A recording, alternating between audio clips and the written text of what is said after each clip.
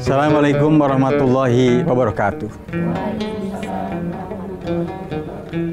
Klarifikasi sama dengan tabayun. Pemirsa, dalam kehidupan sehari-hari kadangkala bertebaran fitnah nih. Di media sosial, di medsos, banyak tuh yang namanya fitnah. Bahkan di media-media yang lain sama. Itu kadangkala kalau misalkan kita menghadapinya tidak dengan tabayun, kita tidak klarifikasi, gampang aja tuh fitnah. Dari kelompok satu ke kelompok yang lain, dari orang satu ke orang yang lain. Padahal itu belum tentu itu. Makanya diperlukan dalam bertebaran fitnah itu. Pemirsa, yuk kita akan dengarkan kupasan tentang tabayun di pengajian Iqra ini. Ini musik.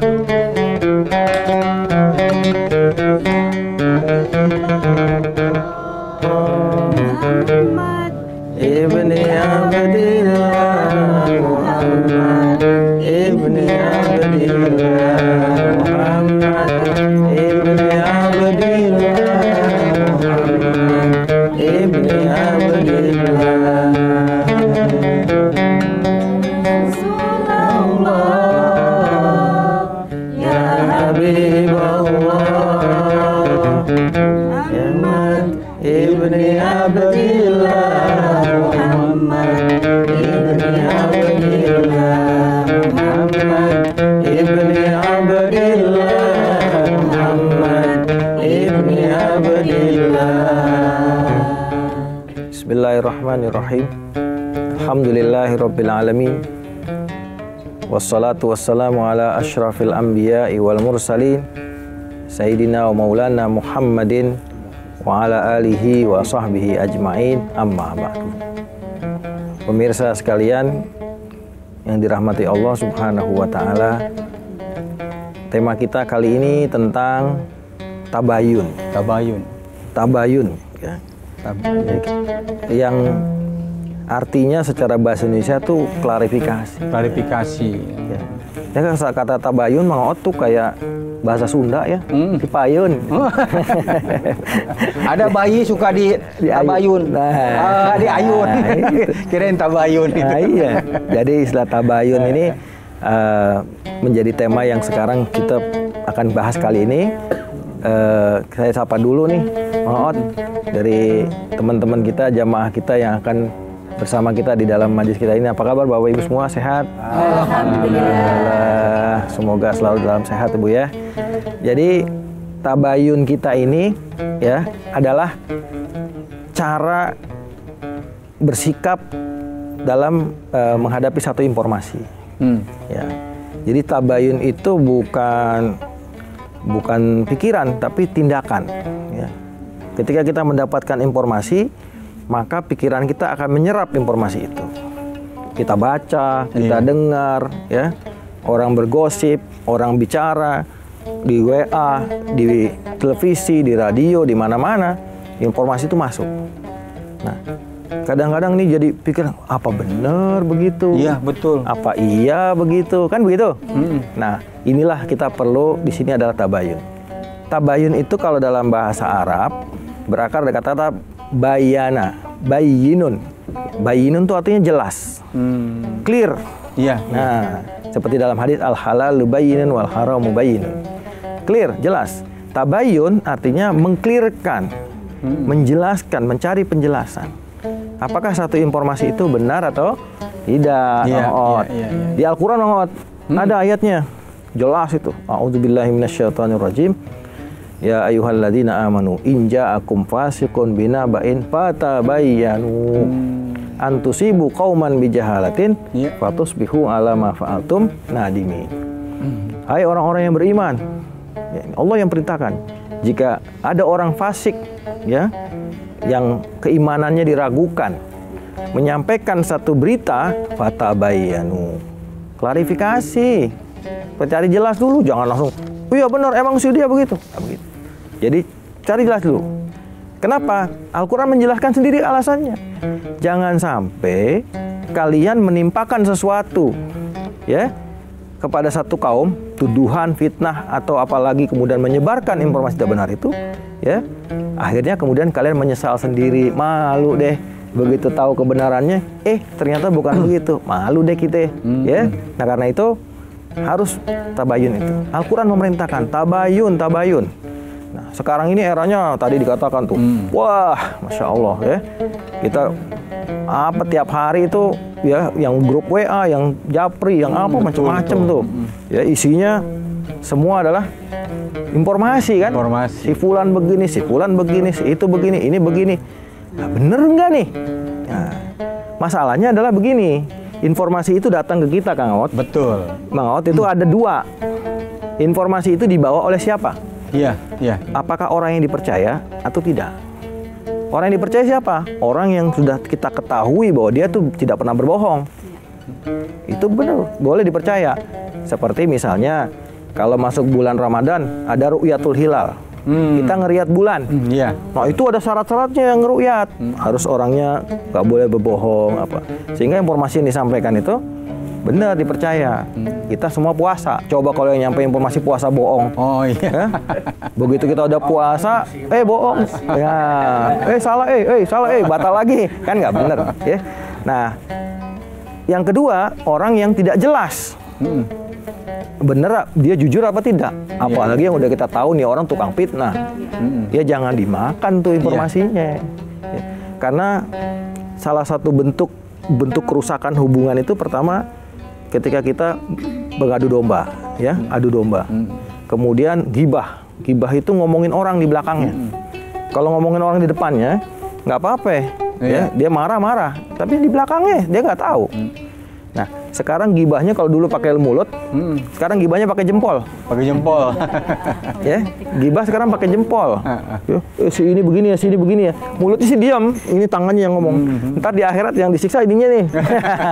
Jempolnya nih pada, jempolnya rajin banget tuh. Ya, dapat informasi share. Padahal tidak boleh begitu, ya. Lebih baik sesuatu itu kalau baik kita sebarkan, kalau buruk kita telan sendiri.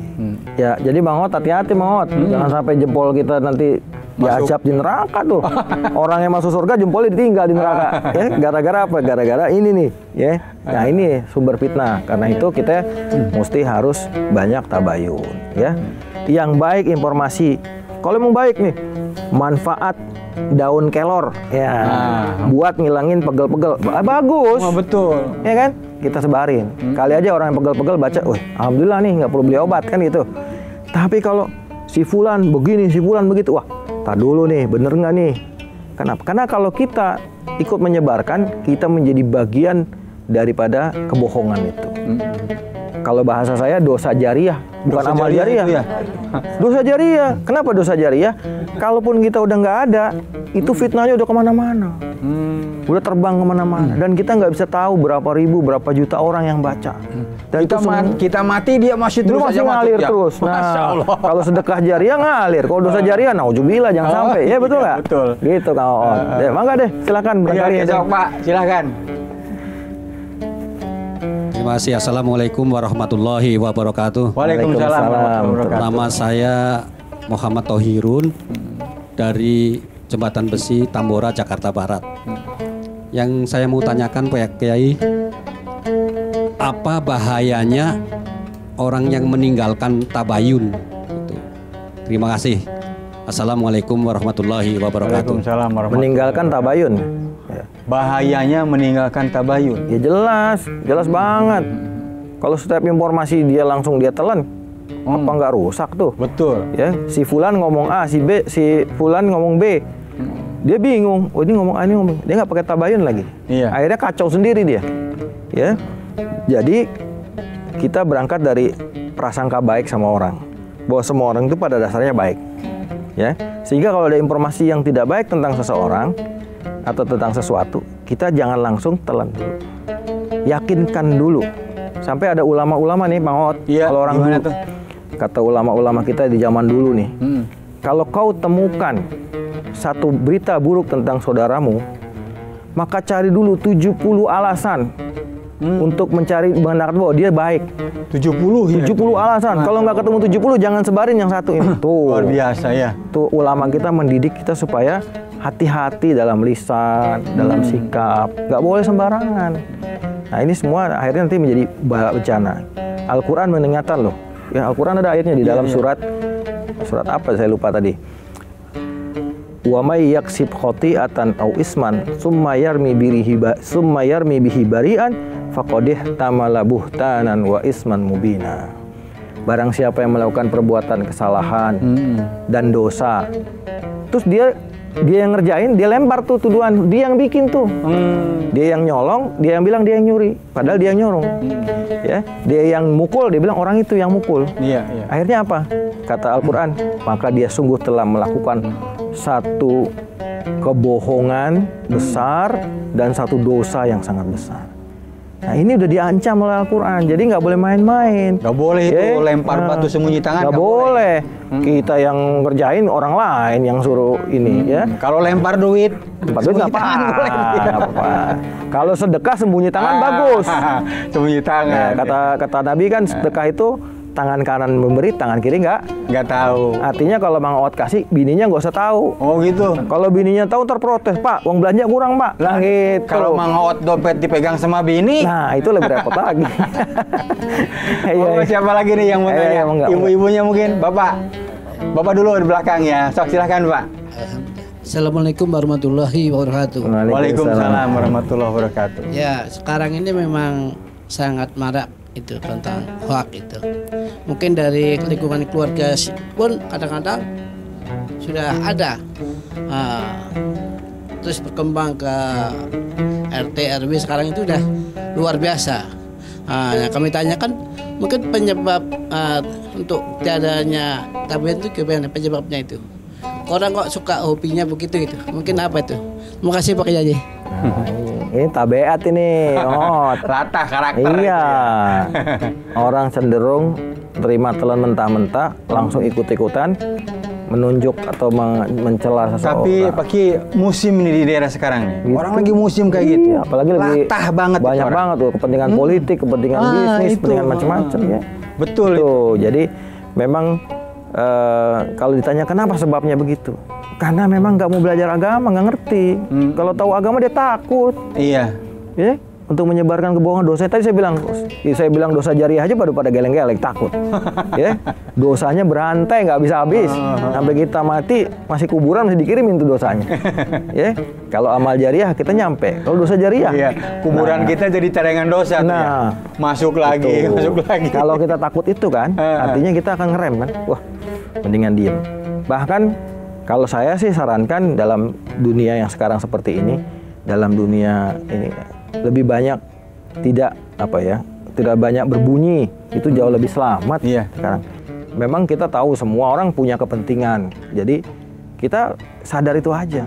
Oh berarti ini, kalau datang ini begini, ini begini, udahlah kita ngerti lah. Tapi nggak usah ikut nyebar-nyebarin, nggak manfaatnya apa buat kita? Kita nggak dapat apa-apa. Kalau itu kebohongan, pasti dapat dosa. Kebaikan belum tentu dapat pahala, ya. Gitu ya Mang Oot ya? Iya. Akur nggak kira-kira? Iya. Ini ada yang mau nanya itu tadi Ibu ya. Sekarang tinggal Ibu, Bapak-bapak tinggal yang dengerin sekarang nih. Monggo Bu. Assalamualaikum warahmatullahi wabarakatuh. Waalaikumsalam warahmatullahi wabarakatuh. Nama saya Ibu Utami dari alamat Jalan Saco, Ragunan. Saya mau bertanya Pak Kiai, bagaimana memilih informasi yang benar?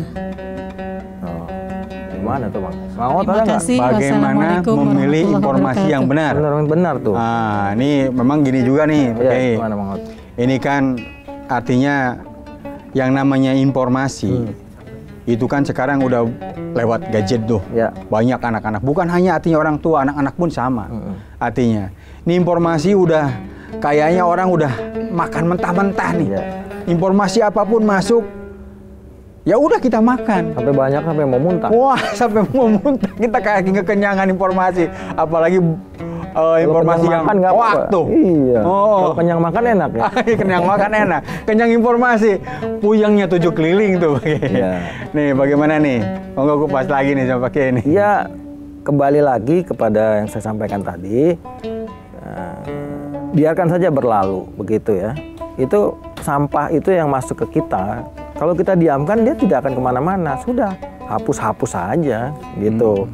Yang benar yang mana? Yang benar ya tentu saja kita punya patokan ya, bahwa misalnya kalau dari agama kita, dari nilai-nilai yang kita kebaikan bersama, ya, mengajak orang untuk kebaikan itu pasti benar. Gitu. Ayo sama-sama kita bersedekah, pasti benar.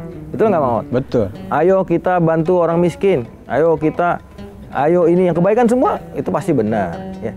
Tapi kalau ini begini, wah, tar dulu deh. Ini yang begini saya masukin laci aja, saya hapus, delete.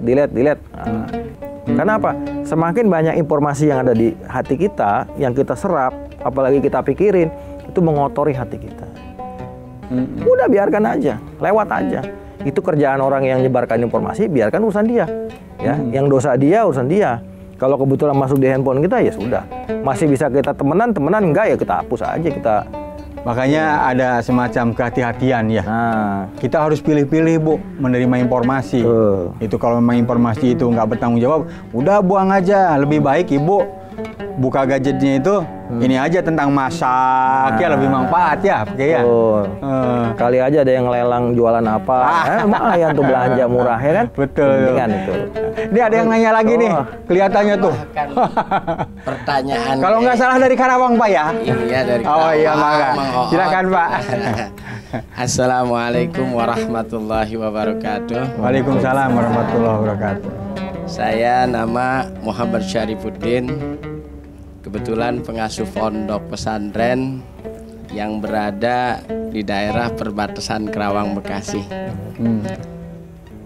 Begini Pak Kiai, tolong diceritakan hadisul ifki atau berita bohong pada saat Rasulullah bersama rombongan dan Siti Aisyah ketinggalan pada saat itu, sehingga berita bohong ini menjadi timbul fitnah dari para sahabat dan lain sebagainya.